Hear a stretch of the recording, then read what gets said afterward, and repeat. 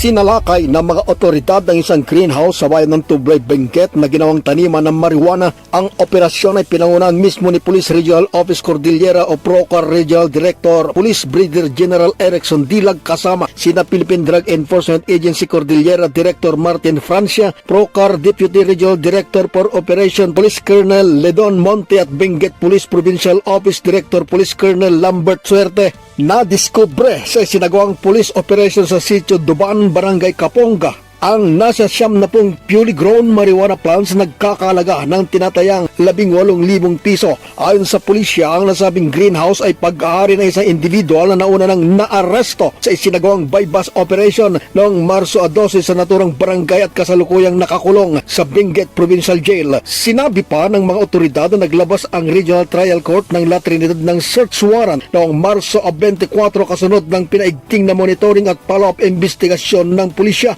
Ang pagsisilbi ng search warrant sa nasabing lugar ay sinaksihan din ng mga local official at miyembro ng media para matiyak na may sagawang tamang dokumentasyon at transparency. Isinagawa rin ang inventory sa mga nakumpiskang marijuana plants. Agad ding sinira ang mga nakumpiskang pananim na marijuana at nagtira na lamang ng samples na na-turn over sa Regional Forensic Unit CAR for laboratory examination. Samantala, binigyang diin ni Police Brigadier General Dilag na mahalaga ang pagkikipagtulungan ng publiko para tuluyang malansag na ang mga iligal na aktibidad. Aniya, kinakailangan maging mapagmatsyag at mai-report agad sa otoridad ang mga kainainalang mga gawain na magdudulot ng panganib sa buhay ng isang pamilya at para mapanatili ang kapayapaan at seguridad ng bawat komunidad. Mula sa La Trinidad, Benguet, Fredor Luda para sa Mata ng Agila, Northern Luzon.